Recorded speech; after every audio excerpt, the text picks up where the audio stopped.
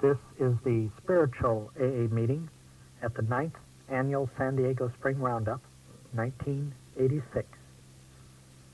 Our speaker is B.M. from Brea, California. It's with great pleasure that I'd like to introduce to you our speaker this morning, B. from Brea.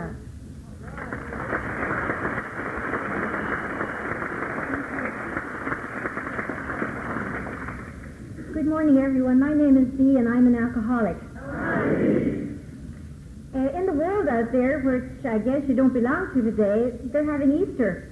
And I think they're making a big mistake because I believe that this is where Easter is today. This is where I feel resurrection.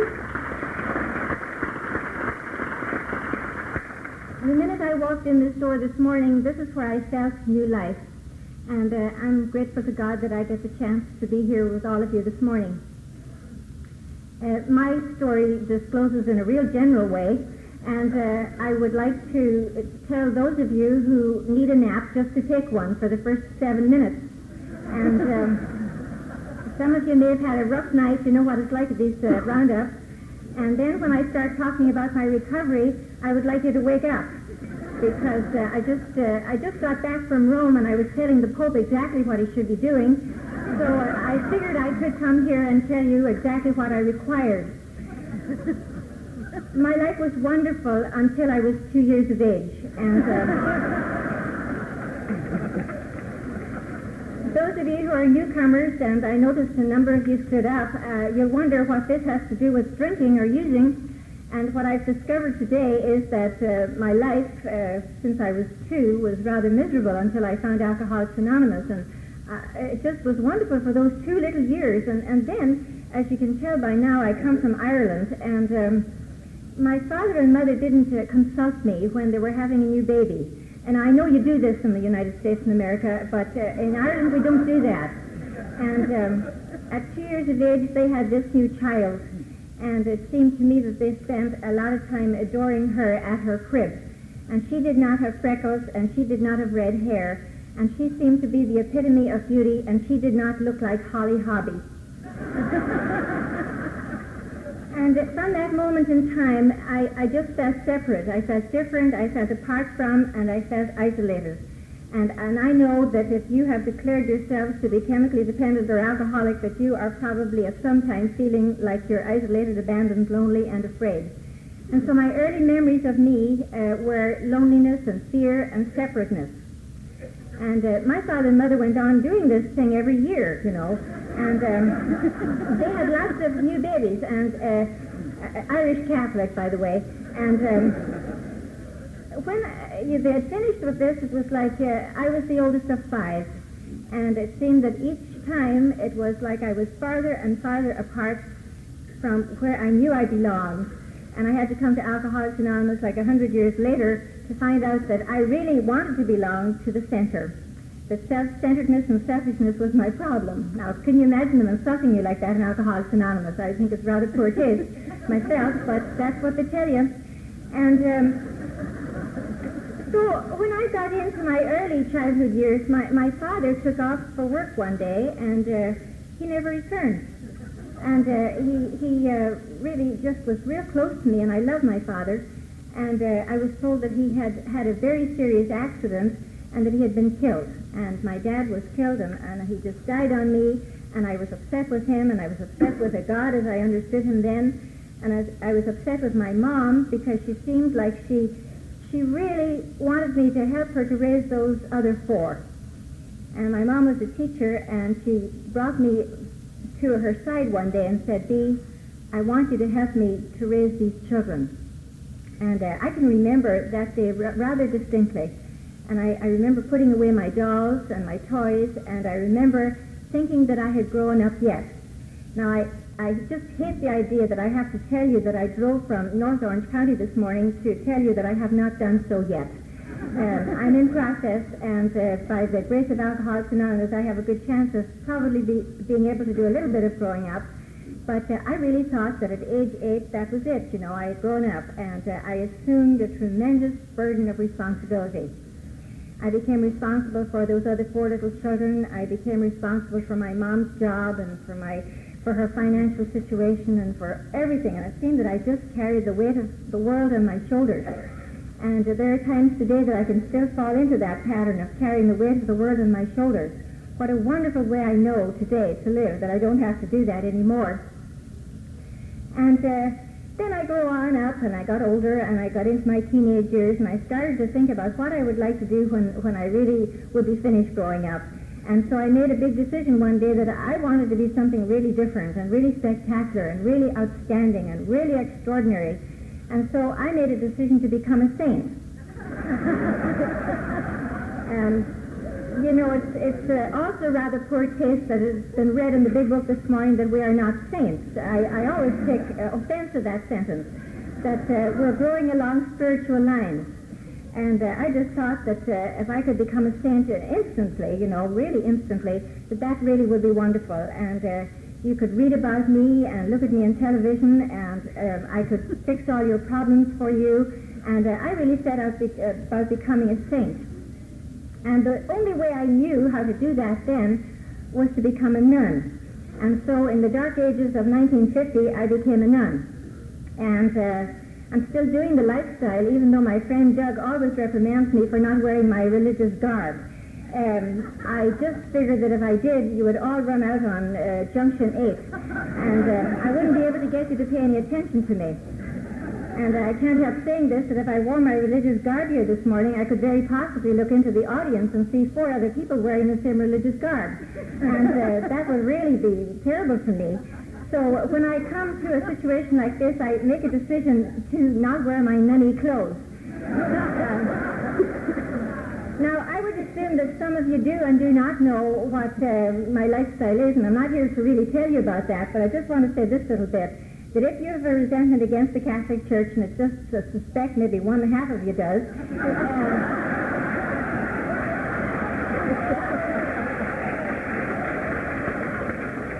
I just want to say at this moment that I did not do it to you.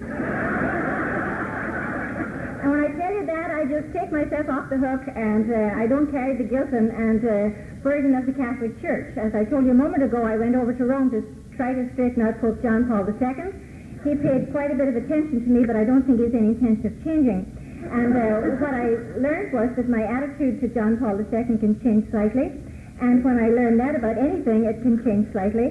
But anyway, I got into this lifestyle, and I've been doing that for 36 years. And it's been good to me, and I've enjoyed it, and I'm enjoying it. And those of you who may be wondering, you might be thinking, well, what happened to her? And where did she get her booze? You know, I just always know that there are at least a few people who come to me after the meeting is over, and they'll say, well, where did you get it if I don't tell you?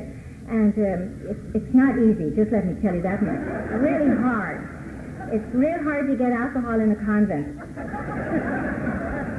If you be alcoholic, and if you have the same disease as I have, you know as well as I do that you get it if you need it. And if you find out that you have this problem and that nothing's going to fix you except booze, you're going to find your booze. And that's just what happened to me. I did become this sister, and it seemed that I was wonderful in that whole environment for a couple of years. The nuns were glad to get me. They thought I was kind of capable, and they sent me on to further education, and they thought that they could depend on me, and it seemed like I was fairly responsible. And little by little by little by little, some of the uncomfortable feelings with which I grew up, those abandoned, lonely, orphaned, isolated feelings, began to surface occasionally. And I had a little voice in my head, and every once in a while this little voice goes off in my head today. And I just know, looking at you, you're so serene looking, I just know that you don't have this voice, but I'm going to tell you about mine. And the voice says occasionally, if only they would shape up, I'd feel better.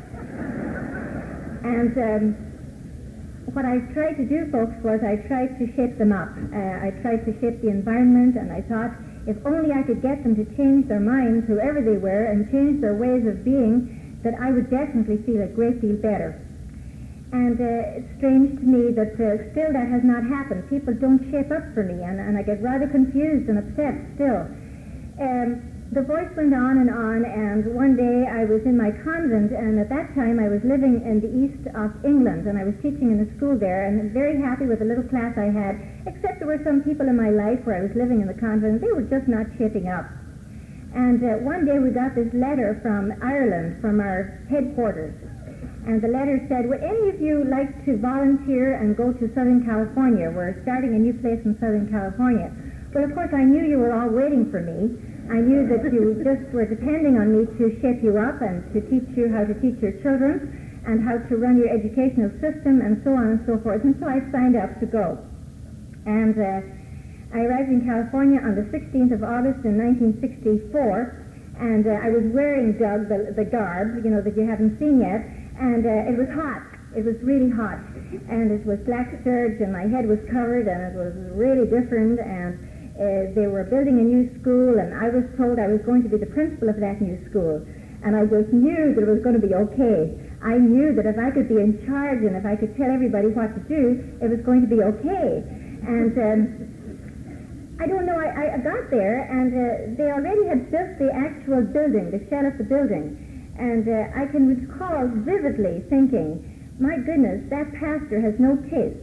He painted those doors orange. And I come from the north of Ireland, and you don't do stuff like that to the people who come from the north of Ireland. And I just kept thinking, if only I could get him to shape up, I would feel better. If only he would be a little more sensitive to me, and if he would only realize the gift he has in his hands, and if he would only recognize my talents and my intelligence, I certainly would feel better. So I started out to see if I could change this man, and I couldn't change him, and it got worse, and it got worse, and it got worse.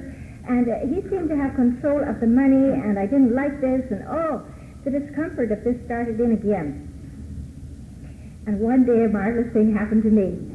And if you're here for the same reason as I am, probably the same thing happened to you in a general sense. And that is that a lady came to my office door one day, and she said, would you like to pack all the rest of the sisters into the station wagon and come over and swim at our pool? And I said, yes, that sounds like a good idea. And it was a Santa Ana wind, and we were all hot, and the kids were all crazy, and just seemed like a really good idea. And so we went over there, and when we were all finished with the swimming, she arrived at the side of the pool with a large tray and a pitcher and some glasses. And on the top of the glasses, there was salt. Oh, I can see that I'm among friends. When you talk about this in England, they don't know what you're talking about, incidentally. I had that experience last week, and they just went, I thought, you ain't seen nothing yet. I figured we all have at least one more drunk left than them.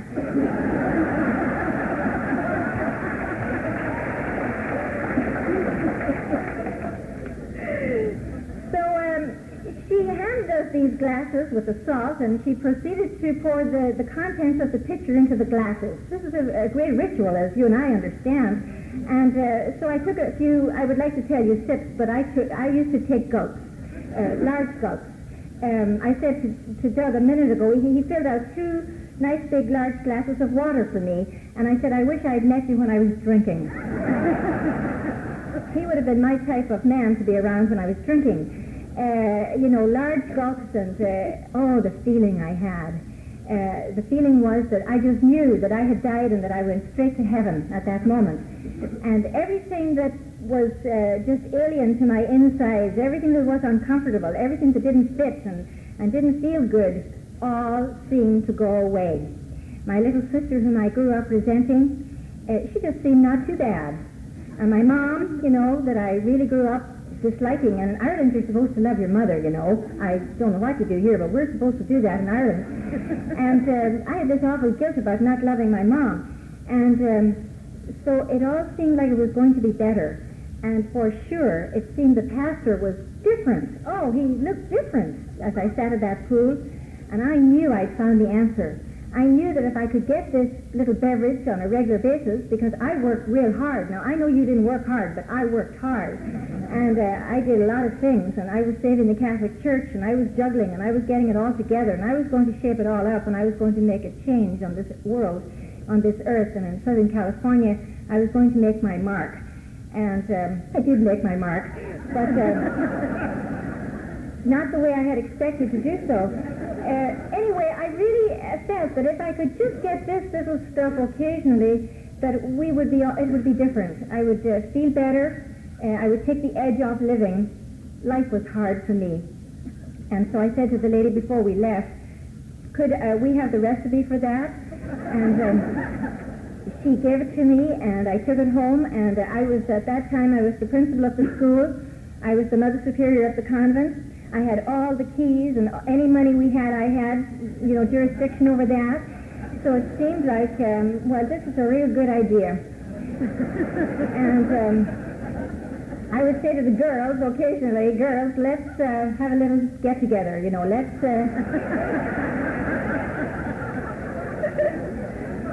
Let's do this thing like it's supposed to be, Vatican II has happened, and Vatican II is on.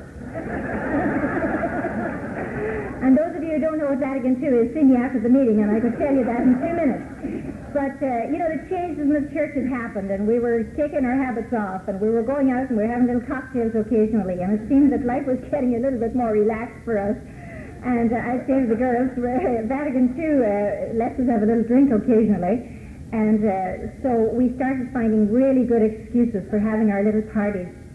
And they were really innocent, I want you to know. Oh, really, really innocent. We would have the children were getting their report cards, and I would say to the sisters, well, now, that's over with, thank God. Let's celebrate. I always was liturgical. I always wanted to celebrate. I never said get drunk. I never said let's do anything inappropriate. I said let's celebrate. So we would celebrate, and I have to tell you this, and maybe some of you know, but maybe some of you don't know. It's a very painful experience watching nuns drinking. They really don't know how to drink like us. They're really particular about the kind of a glass they have, for starters. Nothing large like I have here beside me. I wanted large containers, like pitchers, anything, flower pots. And they sipped very nicely, and they held out their little fingers, and they were just very nice and ladylike about the way they drank. And 2 gulps and I was finished. And the worst thing of all, or the best thing of all, was that they never really finished. They would leave quite a quantity of the beverage, and God forbid we'd waste alcohol, right? I mean, what a waste. And we have taken a vow of poverty, And so I used to go around after these gals who were violating their vow of poverty, and with a pitcher, and pour the leftovers into the pitcher, and no waste and no want and all of that stuff, and put it away and stash it and hide it so that poor Bea, when life would get rough, that she could have it on a rainy day. But see, the thing was that the excuses and the times in between the celebrations got more and more inane. The Santa Ana wind would blow and we'd have to celebrate. The rain would go, we'd have to celebrate. And their idea and my idea were just different. They thought celebrate meant kick back, let's go to a movie, let's do something together, let's share for a little bit, let's talk together, let's just be relaxed for an evening. And my idea of celebrate was probably your idea of celebrate. And it's wonderful that I know, and you know, that we all know what that is. It just meant one thing to us, and they were not thinking in the same direction. And I can remember, in fact, it was on an Easter Sunday some years back, and a stray cat came into our patio and had kittens.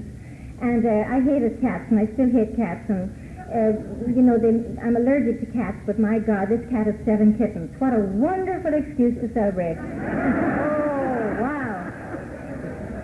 And when I would travel, which I still do a great deal of, and I did then too, and I traveled over the United States, and I traveled back to England, and I traveled back to Ireland, and I traveled to Australia, and I used to sit at the airport doing something quite differently from most people. I would sit praying that the plane would be late, because in those days they used to give you complimentary cocktails.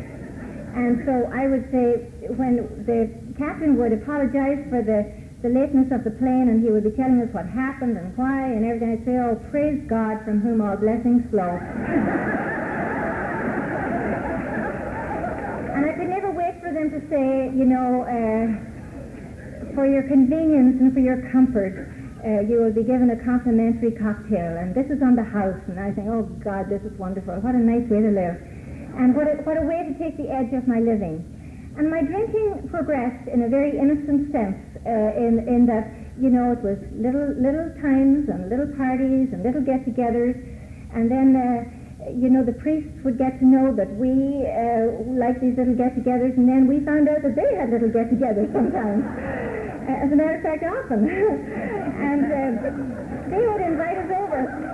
And they'd say, well, why don't you come over? And then we'd go over, and then they'd come over. And I found out something wonderful, that there were other things besides the beverage in the pitcher and the glasses with the salt on top. There was gin and tonic, and there was vodka, and there was bourbon, and there was all kinds of other things. And it was like finding out a whole new world.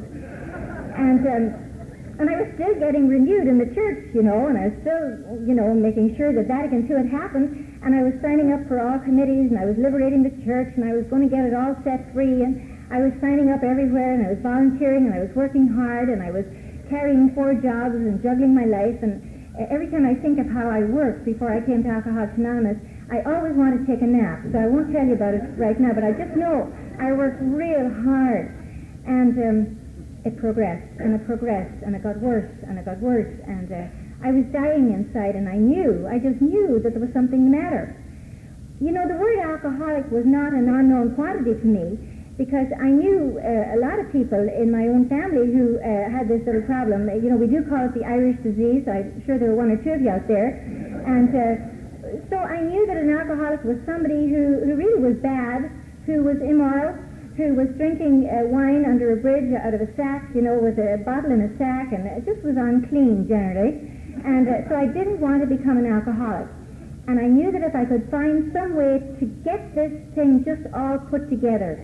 And I lived like you lived, with the great obsession that was read this morning, the great obsession of every abnormal drinker, that somehow, someday, that I could control and enjoy my drinking. I lived like this for so long. And what I discovered, to my great dismay, was that I never could do those 2 things at the same time. I could never control my drinking and enjoy it. Did you ever try to do that? Control your drinking and sip it and make 1 or 2 last, and then not being able to do that, and then know that you didn't control it? And then if I enjoyed my drinking, it meant that I had an unlimited quantity, and therefore I could not control it. So I could never do the 2 things together. But I lived with the generally greatest obsession that somehow, someday, that I could control and enjoy my drinking. And I continued to die in my convent home. And if I were to meet with each one of you, and there seems like there are thousands of you here, you would all tell me about your death and your individual inside death. I want to tell you that my death happened in my community room in a convent, in a very sheltered environment. I had never been drinking on the job. I had never gotten a 502. I had never been institutionalized. I could no longer control and enjoy my drinking, and I was dying. And I didn't know who to tell, and I didn't know who to talk to, and I didn't know what to say, and I just knew it was the end. And as I'm standing there in my convent home, confused, upset, crying, afraid, and knowing that this could not continue, this just couldn't go on. I planned suicide a number of times, never could follow it through. I swim every day, and I always figured that I was going to die at the bottom of the pool. Now, I'm a good swimmer, so I don't even think I could sink if I tried to sink, you know, that kind of a way. And I always had this, you know, the headlines, naked nun found at bottom of pool. I know none of you have ever figured yourselves in the headlines, but boy, some of the headlines that have gone through my scenario are really interesting. And there I was, and I was dying. I picked up a little pamphlet that we subscribe to in our house, and there was at the very back page, in a remote corner, there was almost hardly visible, there was a little ad, and the ad said, "Sister, are you concerned about your drinking? If so, please call the following number, collect."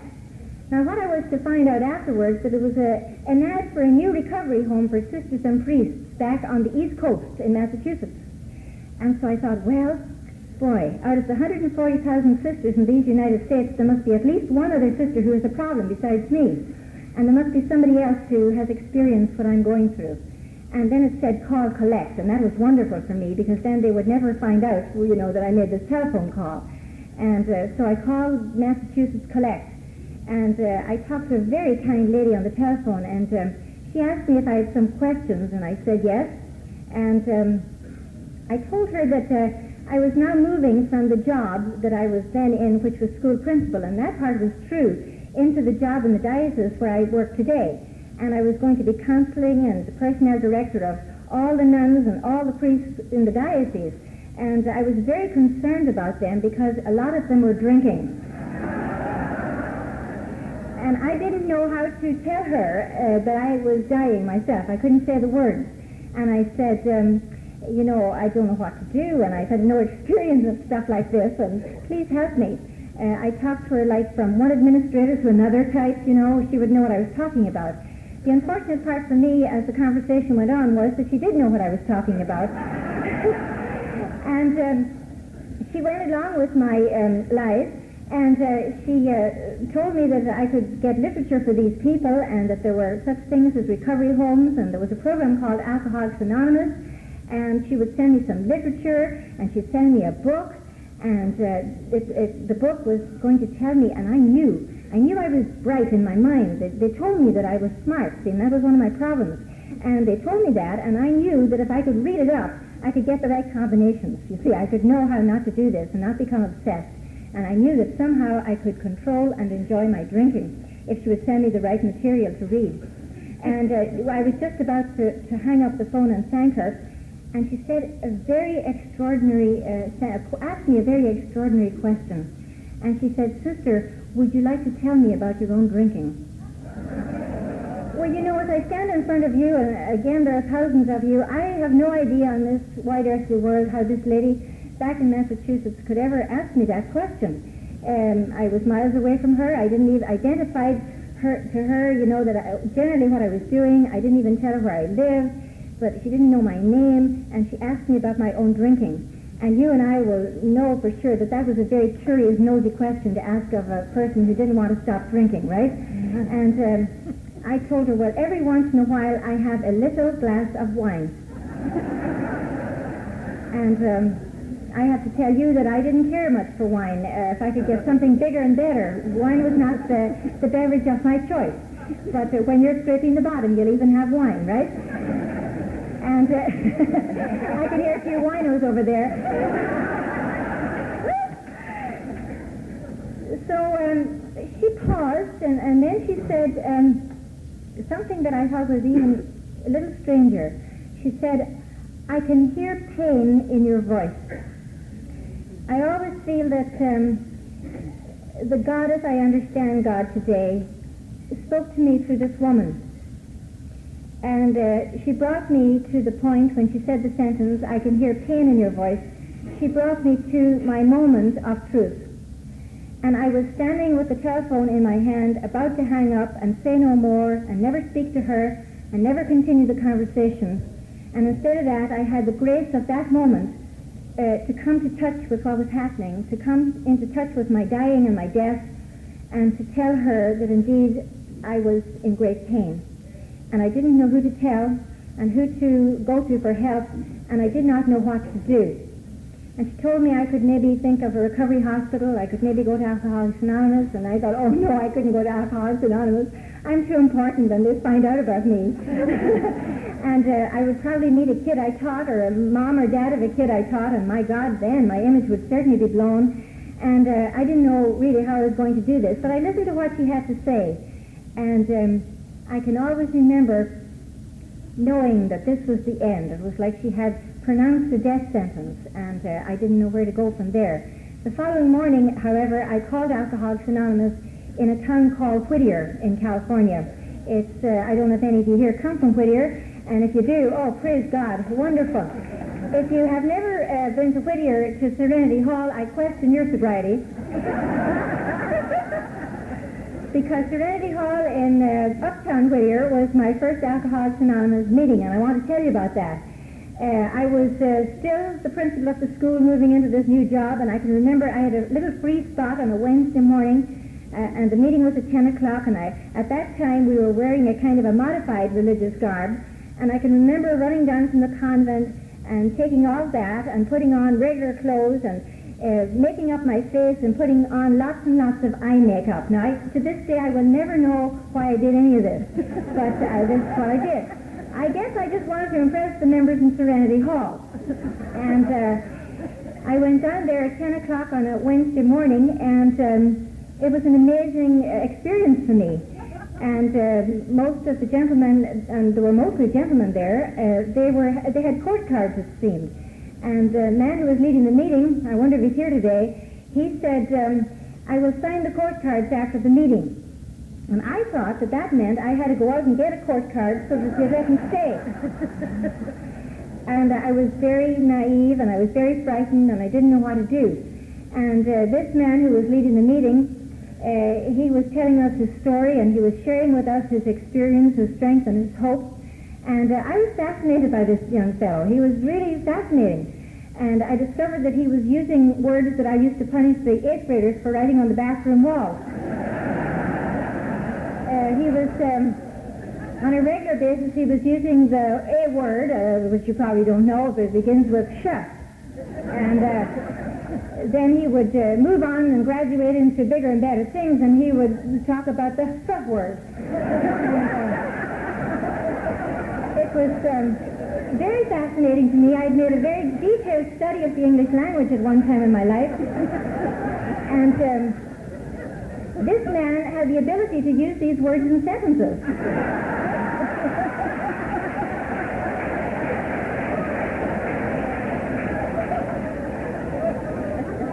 As a matter of fact, he used them as prepositions, adjectives, pronouns, verbs, and conjunctions. And I can remember saying to myself, and this is going to be my spiritual leader for the rest of my life. I remember I did start off to be a saint, you know. I really meant it. I meant it. And I didn't know what to do, and I didn't know where to go. And I heard one thing he said at the very end, and he said, keep coming back. And I just knew I'd never enter Serenity Hall again. And I got in my car to drive home, and it was raining, and it was in December, and it was miserable, and I was afraid, and I didn't want to be an alcoholic, and it was bad news.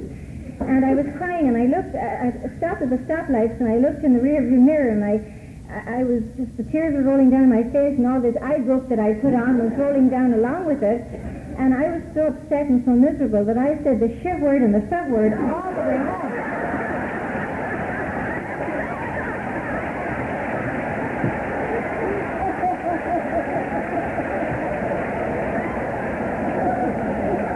And I want you to tell you this, because I'm far away from home, and just don't ever tell this to anybody. Sometimes I still do.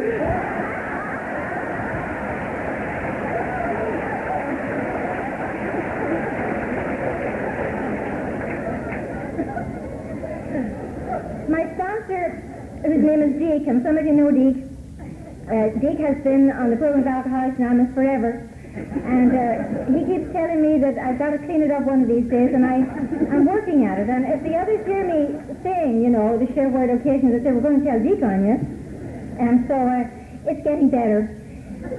Anyway, what I want to let you know is that thank God for the first meeting in Serenity Hall in Whittier, because it brought me to some kind of truth. And in spite of all the confusion, I felt a oneness and a comfort that I couldn't understand. I just was not willing to do the things that I continually heard being asked of me at the meetings. Now, if you're new, and a number of you did say that today, you hear strange things in Alcoholics Anonymous. You know, they'll tell you, don't drink. My God, don't drink. You know, people like us, and they're telling us not to drink. Now, in the year I got sober on December the 2nd. And they would say, don't drink no matter what. That was a great thing. I hear they say it at women's meetings, at step study meetings, at speakers' meetings, and they'd say, don't drink. And I thought, my goodness, these people have got to be crazy. The only legal time in my life that I could drink without having to sneak it or pretend it was a party was Christmas. And they were telling me on the 2nd of December, don't drink, a day at a time. And I just knew by Christmas I was going to have to celebrate the birth of Christ, you know? And I didn't really want not to drink. I had no intention of giving up alcohol. That was not in my script, really.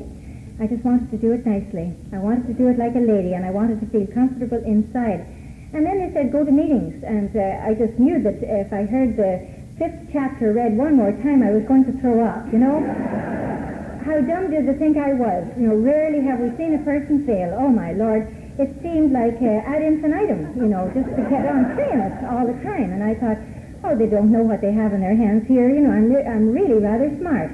And I couldn't get it. And then they would say, get a sponsor.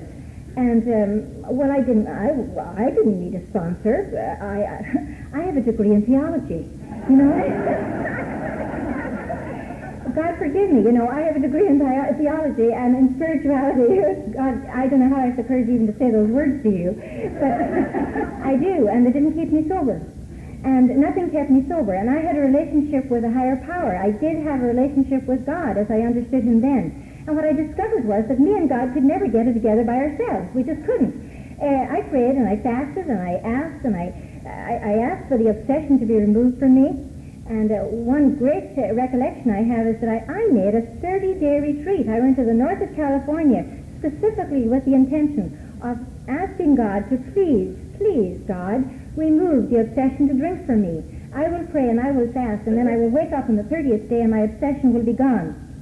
And I went to the north of California and I prayed and I fasted for 30 days practically, just so that God would do this for me. And one day in that whole 30-day period, we had a break day. And that day, the other people who were there asked me, was there anything special I would like to do on my break day, which meant we could go out and visit and do whatever we wanted to do. And I said, yes, I would like to visit the Napa Valley.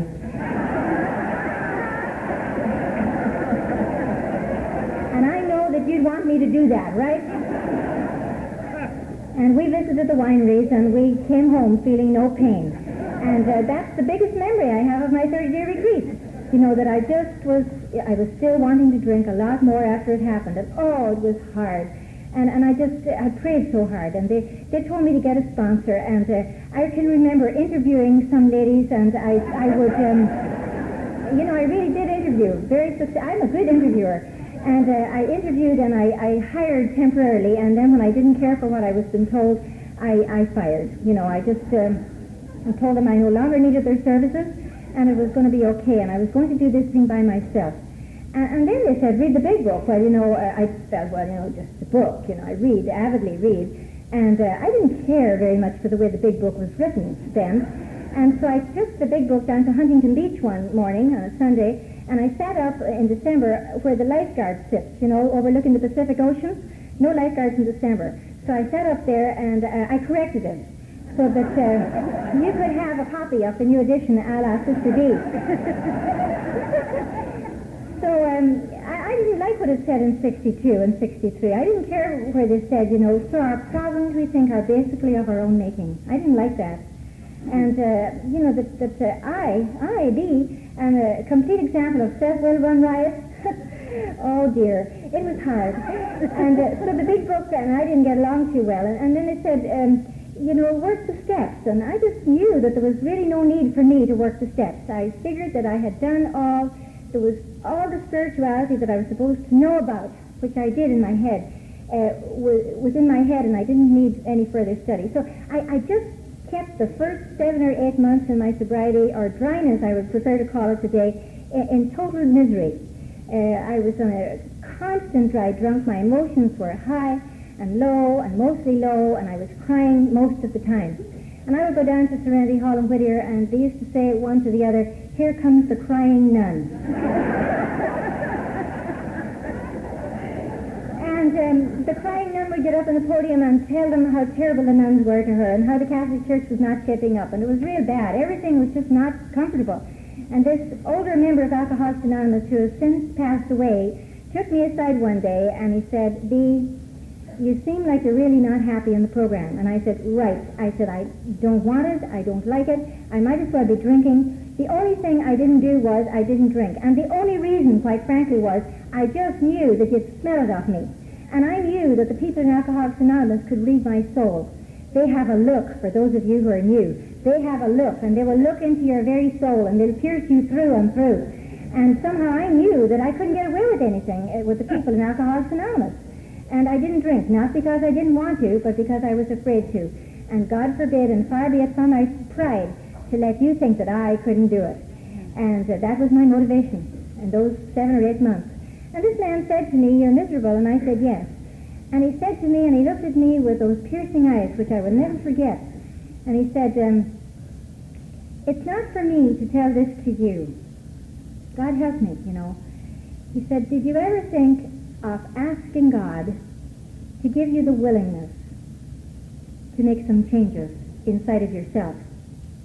Well, you know, ladies and gentlemen, in all the lectures I'd heard and all the studies I'd done and all the knowledge that I had up here, I'd never heard anybody say to me to pray for the willingness. I never heard it. Now, that is not to say that it was never said, but I had never heard it. And this man suggested this to me, and I was dying and I was miserable. And so he said, "Perhaps if you go home to your convent and kneel down and ask God to give you the willingness." And I can tell you right now that I was so upset and so miserable that I did that. I'd love to let you know that God appeared to me and that God said, "Okay, B, here you go. Here's a big package of willingness now, and this is going to get you through. And you're different, and you're special, and you've done a lot of good things for me, and I'm going to give you a special brand of willingness." Folks, it didn't happen that way. All I know today is that when I first asked God to give me the willingness, the things got a little bit better and better and better. And I got a little bit more willing, just tiny, tiny wee bits, willing to do some of the things that have been suggested to me. Like I became willing to go to meetings more regularly, to share what really was going on instead of sharing what I thought people wanted to hear. I got a little bit more willing to read the book. I did become willing to get a sponsor, and I started to become involved with the steps of Alcoholics Anonymous, which has given me my life today. And I want you also to know, to the degree that I still pray for this willingness to get over any obstacle that I have in my life, anything whatsoever, any barrier that there is to my comfort, if I remember, and I remember so reluctantly, I have to get you to remind me constantly by going to my meetings. If I can remember to do that, I'm in very good shape. And when I pray for the willingness, it all gets to be better for me. Now, that's a real simple thing to be told, but that's what happened. And so I became willing, little by little, to become involved with the 12 steps. And what they told me was that, first of all, I was totally and completely powerless. When you come from the northern part of Ireland, you're not powerless. Remember that. You're just powerful, and you surrender rather reluctantly to anything. And certainly you don't want to admit that your life is unmanageable. And so when I finally got to be able to say, "Oh, I'm powerless," and it feels good to be powerless. I'm powerless over alcohol. I'm powerless over prescription drugs. I'm powerless over people, places, things, and events, even the weather, and even the Pope. How about that? Just imagine being comfortable and being powerless. It was all against what I ever had been taught, totally against what I've ever been taught. And what a nice relief today. I was told on the program that I had to get rid of my old ideas, and I was also told that it included my good old ideas, and power and holding on and being strong was one of my good old ideas, and I had to get rid of that old idea. Listeners, I'm really comfortable. The second step talks about sanity. I know none of you is insane. I know that. We just all get crazy every once in a while, right? Our heads can take off, and we get paranoid, and these are the things over which I drank. I drank over little things that didn't make any difference to anybody else. I would drink over the traffic on the freeway, somebody leaving their cups in the sink, little tiny things. They just don't do it the way I think they ought to. And I would get into people's inventory, and my crazies would take off every once in a while. And I've come to believe that God can restore me to some kind of sanity or sound reasoning today. In the third step, the third step was awfully hard for me. I don't have any difficulty with the third step, but I had a real difficult job. When I got professed in the religious order to which I belonged, they gave me a ring, which I wear on my finger. And it says, on the back of it, it says, "My God and my all." And I felt that I had turned my will and my life over to the care of God. Damn, that's like eons away. And what I found out in Alcoholics Anonymous, that I never did that really, my idea of God was, God was God, and I was Mrs. God. And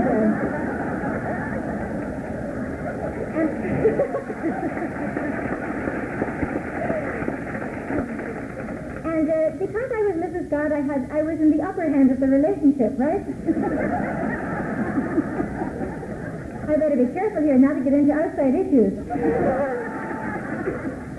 That's what I was talking to the Pope about. And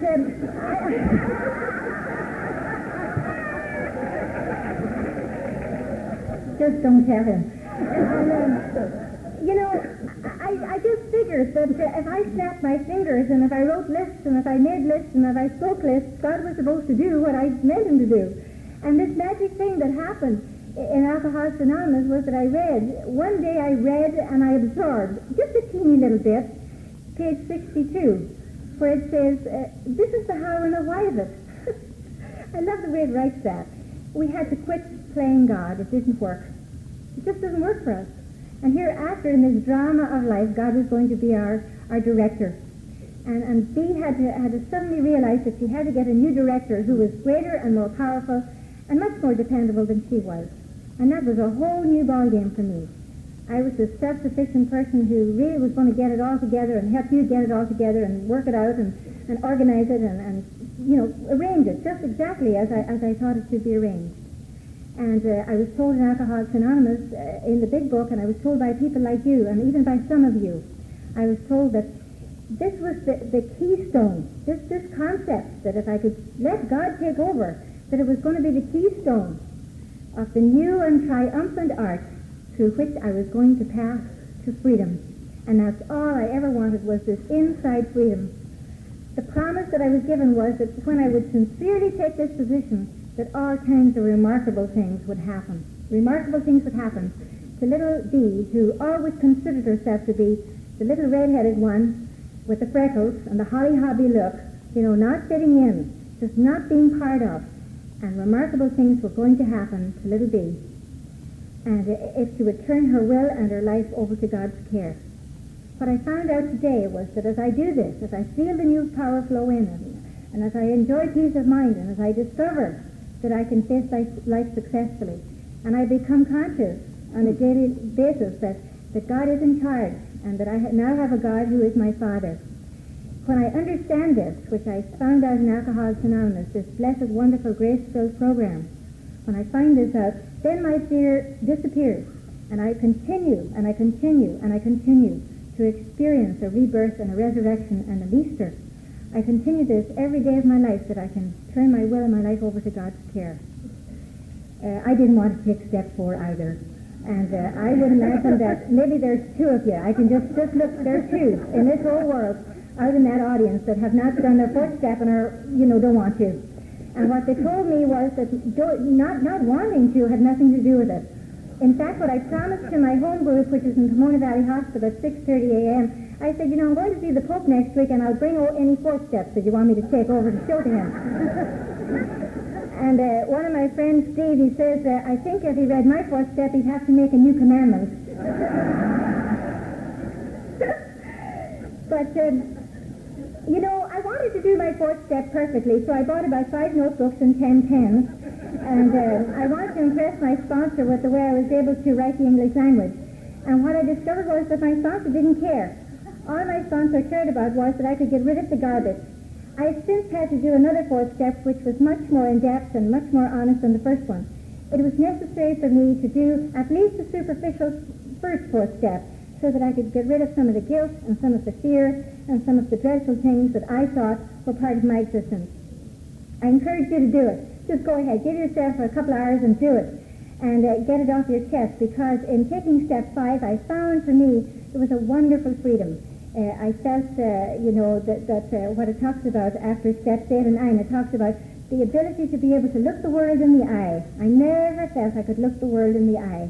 I never felt I was worthy. I never felt I was worthwhile. I never felt I could do that. Step 6 and 7, where I was to become willing to have God remove my defects of character. Remember, I was the saint, and so saints don't have defects of character. And as I got into my inventory, I discovered a couple. In fact, all the deadly sins, and anything else that there was, anything that we read of in the 12 and 12, I touched on some of them. And some of them, I just don't care for them. I don't like my defects of character. And when I became willing, I moved into step 7 to ask God to please would he remove them. Now, what I want you to know is that I've had a number of things in my life that were really good experiences with God. And I had a religious or a spiritual experience when I took step 7 that was different and more profound than anything else that I've ever experienced in my entire life. And what I had been doing was I decided to do step 7. And step 7, as you know, is on page 76 in the big book of Alcoholics Anonymous. And I was kneeling down and I was reading the words and I was trying to mean it. And I said, my Creator, I am now willing that you should have all of me, good and bad. At that moment, in my innermost being, I had a sense of God that I had never, ever, ever, ever experienced before. And it was a God who was a Father, who was large, who was absolutely all-embracing and all-powerful. And this God, as I understood him in my innermost being, was a Father God. And it was like a Father God that I just needed and had been looking for and searching for all the years of my life. And this God was smiling, and he had a wonderful sense of humor. And he was listening to me really intently. And he couldn't believe his ears when he heard me saying, I am now willing, God, that you should have all of me, good and bad. He was just real surprised. And he told me, and he said, oh, Bea. He said, really? Are you sure? Oh, gosh. I'm glad. I've been waiting for you, Bea. I really have been waiting for you. And I've been waiting for you because I love you just as you are. I love you with your freckles and your red hair. And I love you with your defects of character. And I love you whether you're drunk or sober. And I love you whether you're perfect or imperfect. I just love you as you are. Just be, I love you. And I understood this for the first time in my entire life, that God loved me just as I was. Now, this may not sound profound to you, but what I have to tell you is that I spent years and years and years teaching people, and really teaching people that God loved them no matter what. And people would come back to me years afterwards and they'd say to me, I will never forget how you told me about God's unconditional love. And I would say, but to myself, how come he didn't give me any? How come I got left out? How come I'm still with the freckles and the red hair, and how come I'm different, and I'm isolated, and I'm lonely, and I'm afraid?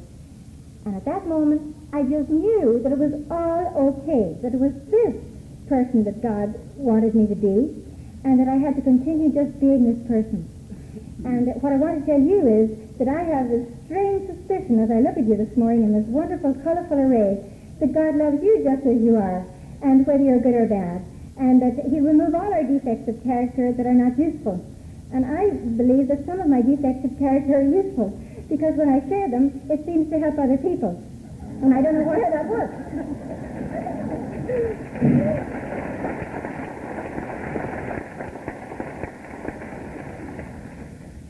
And I think that this is how God wants us to be. And I know that when you share your defects of character with me, it's okay for me to be jealous and lonely and afraid and angry. It's okay. And I'm given permission. And the identity that we have with one another, we have to heal one another. I know that my God loves me today. And I learned that through this blessed program of Alcoholics Anonymous. I moved into steps 8 and step 9, where I made my list of my people that I had harmed and hurt, and I made my amends to the best of my ability. And again, as I mentioned, it just gave me the great freedom of being able to look the world in the eye. I've nothing to hide anymore. I just don't have anything to hide. It's all okay. In steps 10, 11, and 12 are what we use as our maintenance steps, and I do them sometimes well and sometimes not too well, sometimes perfectly and sometimes imperfectly, mostly imperfectly. And what I found out from step 10 is my maintenance step, and I discovered that if I'm ever uncomfortable today, it can only be one of 4 things that could ever be wrong with me, and that could be selfishness, dishonesty, resentment, and fear. That's what the big book tells me, that nothing else can ever be wrong with me. Now, I always want to call it something else. I never want to call it what it really is, but when I get right down to it and I get honest, it's hooked on to one of those things. Ego moves in where I edge God out, And I'm dishonest, and I say, yeah, I'm fine. I'm really fine. Try answering the lady in Ralph's Market when she asks you, how are you today? And you say, fine. Do you have an hour and a half to really hear what I'm talking about? And what's really going on? You and I don't find it appropriate out there to tell them. The bishop asks me, how are you doing today? I say, well, bishop, just a moment. Let me tell you how I really am. However, I do know to the extent that I can be honest today about my feelings. I'm comfortable. And if I get into resentment, which my friend Paul he calls it rehearsal for retaliation. I do this on a regular basis. I want to get even. Paul, you remember telling me that once? Rehearsal for retaliation. Where I want to practice. I practice getting them. I'm going to get them. And they're going to get it. And I'm going to win, I'm going to get it. I'm going to win. And they don't know any better. And on this time, I am right. This time, I am right. I usually can find a wonderful justification for my behavior in my head.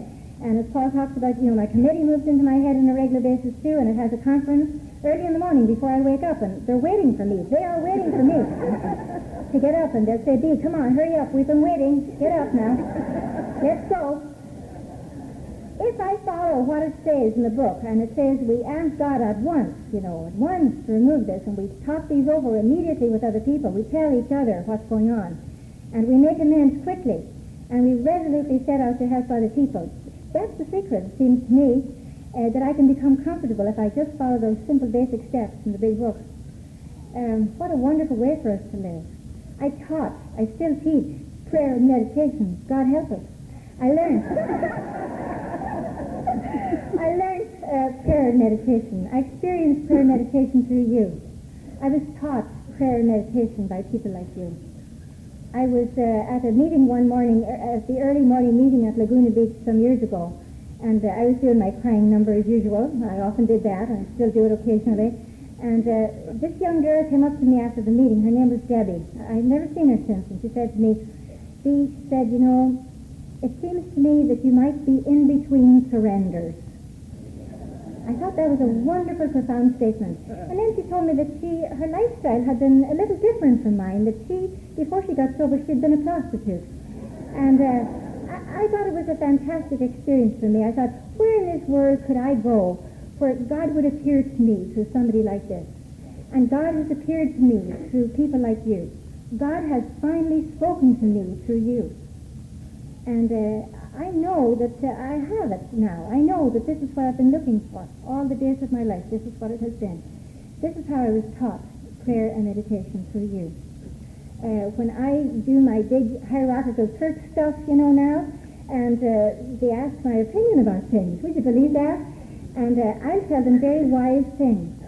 And they'll get all head up, and they'll get confused, and they'll get excited. And I'll say, well, you know what I think? I think that maybe we could just take this whole project one day at a time. And they think I'm brilliant.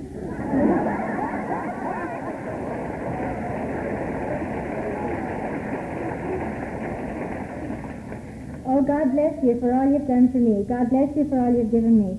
All of the way that I can live today in this freedom, growth, and happiness is due to people like you. I never experienced this. Never, ever, ever. And I could have missed it. I almost missed this miracle. I almost missed it. I don't know how Step 12 works exactly. I just know that you and I are called to stay sober and to carry this message. God has strange messengers. Really interesting messengers. And sometimes I'll be at a speaker's meeting and I'll say to the person beside me, isn't that a terrible speaker? And the person beside me will say, oh, I think she's wonderful, or I think he's wonderful. See, because God speaks to us all differently, and God uses us in all forms on this program, emptying the ashtrays, making the coffee, setting up the chairs, working on a roundup, sharing our experience, strength, and hope, sponsoring. We get all kinds of different ways to carry this message to other alcoholics. And to the extent that I make this my primary purpose today, I'm always then involved in freedom, growth, and happiness. As I said earlier this morning, they are having Easter out there, and I really believe, and I strongly know at this moment that if the God that I understand today is anywhere, the God that I understand is here today.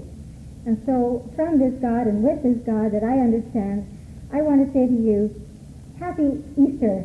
happy resurrection, and a happy new life. Thank you.